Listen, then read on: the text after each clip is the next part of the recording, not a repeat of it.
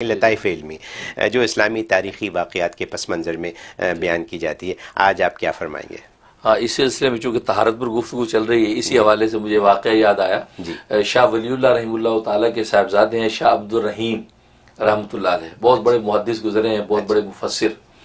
تو وہ اپنے طلبہ کو درس دے رہے تھے کہ بھی فضول خرچی پانی میں بھی ہوتی ہے، صرف پیسے میں نہیں۔ اگر آپ نے وضو کیا، وضو کے اندر آپ نے فضول خرچی کی، یعنی پانی کو زیادہ استعمال کیا ضرور سے، تو اسراف کا گناہ اس میں بھی ہوگا۔ کیونکہ ہر چیز، یہ میں نے کہ آپ دریا کے کنارے وضو کر رہے ہیں تو بس اتنا ہی پانی استعمال کریں کہ جتنا آپ کی ضرورت ہے۔ وہاں بھی اگر زیادہ بار بار اس کو استعمال کریں گے تو وہ اسراف کے زمرے میں آئے گا، گناہ ہوگا۔ یہ آپ نے سبق پڑھایا۔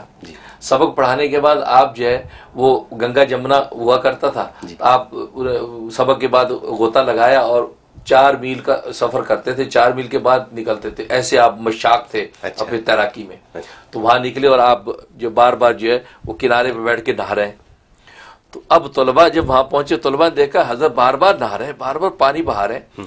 تو طلباء کے دل میں سوال پیدا ہو، یار حضرت نے ہمیں کہا ہے کہ دریا کے کنارے پہ بھلے ہوں آپ، تو آپ کو اسراف نہیں کرنا وضو اور غسل میں، تو حضرت بار بار پانی اپنے اوپر بہائے جا رہے ہیں، تو یہ خود اسراف کا شکار ہے، تو یہ تو اسراف ہے۔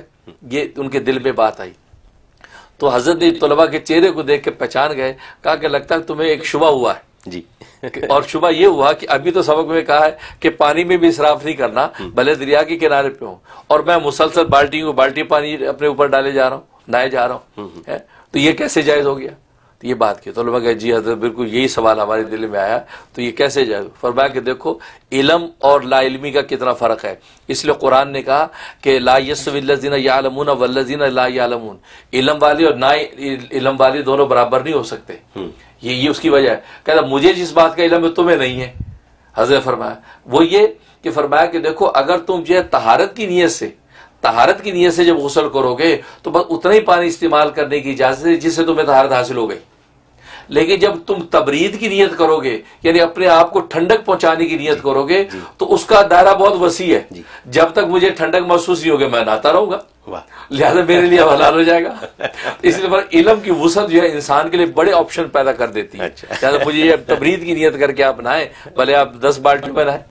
طہارت کی نیت کریں گے تو پھر آپ کو 1 بالٹی میں نہانا ہوگا، کیونکہ آپ کی نیت پر فیصلہ ہے، اور انما الاعمال بالنیات، اعمال کا دار و مدار نیتوں پر ہوتا ہے۔ Very nice. میرے اسی زمرے میں میرے ذہن میں ایک سوال آ رہا ہے، کیونکہ ہم وضو کے اوپر بات کر رہے ہیں، تو میں نے کہیں یہ پڑھا تھا کہ وضو کرنے سے قرضے معاف ہو جاتے ہیں، یعنی اگر دن میں 5 دفعہ وضو کیا جائے تو اس سے قرضوں میں کچھ کمی ہو جاتی ہے، یا اس کا کچھ ہوتا ہے؟ اس میں یہ جزیہ لکھا ہے جی۔ ایک تو یہ لکھا کہ آپ جب کھانا کھانے کے لیے ہاتھ دھوئیں جی تو اس وقت ہاتھ دھوتے ہوئے یہ نیت کر لیں کہ یا اللہ میرے قرضے اتر جائیں۔ اچھا، تو اللہ تبارک و تعالیٰ غیب سے پہاڑوں جیسے قرضے ادا کر دیتے۔ واہ، یہ کتنی آسان بات ہے، کتنی آسان بات ہے۔ اور دوسرا جز یہی جو آپ کہہ رہے ہیں کہ آپ وضو کسی وقت قرضے کی ادائیگی اور ادا ہونے کی نیت سے وضو کریں، جی، کہ اللہ میں وضو کر رہا ہوں اور نیت یہ کرے کہ یا اللہ اس برکت سے میرے قرضے اتر جائیں، تو اللہ تبارک و تعالیٰ جیسے آپ کے گناہ اور میل اتار دیتا ہے ایسے بندے کے قرض بھی اتار دیتا ہے۔ واہ کیا خوب، تو وہ یہ جزیہ کر سکتے ہیں۔ اچھا، یہ بات جائز ہے۔